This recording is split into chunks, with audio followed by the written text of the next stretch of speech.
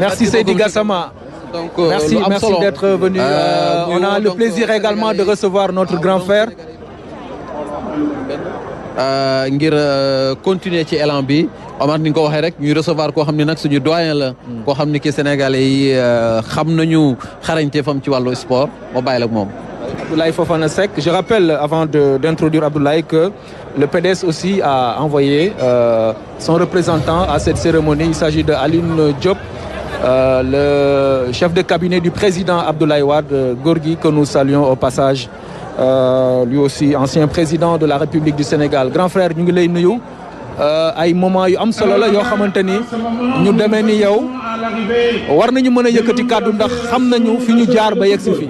waaw dëgg la xam nga loolu baax na trop ñu fàttali ko Omar dafa am fu ñu jaar ba yegg si fii xam nga réew mi dafa am histoire gis nga suñu mbokk yi nga xam ne ñoo nekk ak ñoom ci biir fédération de football ñu def tey ñaari groupe benn bi jiitu leen beneen bi ànd ak Lions yi yegg si fii ñu dund ak ñoom weer ci Maroc di préparer campagne bu mel nii ba yàlla defal ñu ci ndam mënuñu lu dul wax dëgg yàlla rafetlu ko mais xam nga Omar boo nekkee ak xale yi comme proximité bi ñu am ak ñoom dëkk ak ñoom weer engagement bi détermination bi jom gi fayda bi xarañte bi sérieux bi rigueur bi amul fait divers amul dara xale yi ku nekk di dund sa diine ci bi nga bokk dañ koy rafetlu léegi nag li nga xam ne am na solo xam nga Coupe d'Afrique des Nations ñu gagné ko football rek moo mën lii ci réew xam nga tey nation bi yëpp dans sa diversité dans un moment de communion dañu ànd bokk ndey bokk baay loolu dara mënu ko lu dul football gis nga importance bi nga xam ne am na ko ci àdduna kenn dootu ko démontrer tey xoolal j'ai souvent l'habitude de dire mën nañu bañ a bokk diine wala bañ a bokk waaso wala bañ a bokk xeet wala bokk tarixa mais le ballon comme toutes les différences aujourd'hui xoolal Sénégal ni ñu ñëwee mais teeru si xale yi sargal leen jàppale leen xam nga la magie du foot demeure dans son incertitude dans sa vaste brassage de pulsions, d'audace et de folie. Et durant ma carrière de reporter sportif, je rappelais souvent que le reporter sportif est un passionné qui s'occupe d'un métier passionnant, qui agit sur une matière passionnelle, s'adressant à des téléspectateurs, lecteurs, auditeurs, souvent bien passionnés. Donc, si à l'époque, nous avons vraiment investi ce genre-là, si nous avons voulu vraiment rester des journalistes sportifs, parce que le sport est un élément unificateur, un facteur de rapprochement entre les peuples. Et c'est le foot, l'expression la plus finie du sport. Kon amna lo xamné tay vraiment kenn dootu ko jaxale. Coupe d'Afrique des Nations ñaar lañ ci am. Mi ngi démarré en 57. Xolal 65 la ñëk dem Coupe d'Afrique des Nations. Bobu Tunisie moko organisé, Ghana gagné ko. 68 après Asmara. Mais tok nañ 18 ans demuñu Coupe d'Afrique des Nations. Donc génération footballeur yu talentueux dans les années 70, Mbaye Fall, Ibrahima Ba Eusebio, Yamagor Seck, Léopold, mën naa leen lim une phalange de footballeurs. 86 ñooñu ñëpp demuñu Coupe d'Afrique des Nations. Il a fallu le 1er septembre 85, la résurrection, la résidence du football sénégalais, la renaissance du football sénégalais, c'était un 1er septembre 85, ici au stade Demba Diop. Ce jour-là, Jules François Bocandé avait marqué 3 buts. C'est la génération de Oumar Gueye Sène, c'est la génération de Cheikh Tidiane Seck, c'est la génération de Amadou Diop. Donc après, c'est en 2000 que le Sénégal a eu disputé sa première Coupe d'Afrique des Nations. Nous l'avons vécu au Mali.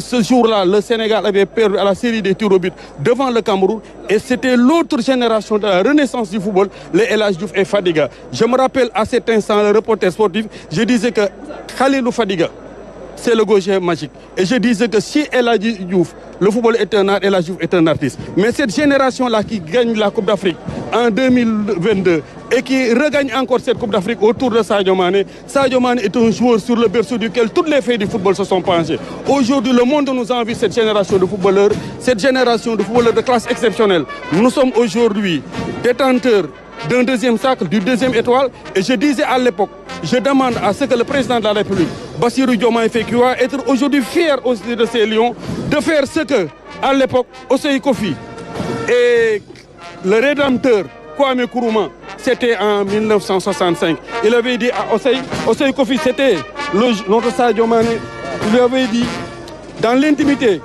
d'un état émouvant, rapporte-moi cette coupe au Ghana. Il est parti, il l'a fait avec l'ensemble du peuple sénégalais. Et je disais à l'époque, toujours de dire à Bassirou Diomaye Faye, de dire à Kalidou Koulibaly de réussir cette performance-là. Le chef de l'État, je parle au nom d'Abdoulaye Fall, le président de la Fédération sénégalaise de football, dont je suis le conseiller en communication et de relations avec les institutions. Bis bu nekk, Omar, le président de la République a appelé le président de la Fédération, appelé l'entraîneur Pape Thiaw, appelé le capitaine Kalidou Koulibaly, di leen yokk jom, di leen yokk fulla, di leen yokk lépp. Et on était très fiers. Et El Hadji Diouf là, que le public découvre, est une légende du football mondial. Fadiga est une légende du football mondial. Et je le dis au-delà maintenant de cette célébration, de cette consécration, union sacrée autour de Pape Thiaw. Il faudrait aujourd'hui que nous puissions prendre les devants et qu'aucune forme de sanction ne puisse tomber sur vraiment les lions. Donc, tey ñëpp ñoo bokk ndey baay ñëpp ñoo wuti tey lii mooy le Sénégal. Le Sénégal aujourd'hui va vivre une ère de réconciliation et c'est par le sport que nous pouvons régler toutes nos divergences. Parce que le ballon gomme toutes les formes de différence. Quand je suis fier d'être Sénégalais, merci, vous êtes fiers d'être Sénégalais, nous sommes fiers d'être Sénégalais. C'est un grand peuple, une grande nation. C'est un pays qui a une histoire, c'est pas n'importe quel pays. Et aujourd'hui, Union sacrée autour des Lions, Tchakaou Tchakanam, c'est un sacre extrêmement bien mérité. Et c'est le reporter sportif qui est revenu pour ses anciens amours. Nous sommes fiers d'être des Sénégalais. Absolument. Merci beaucoup, merci grand beaucoup. Frère Abdoulaye Fofana Seck. Nekk koo xamante ni ku xam football la Aboubacry ah. Effectivement. Et puis daf ko vivre ah. Donc li mu fi wax ci histoire football am na solo.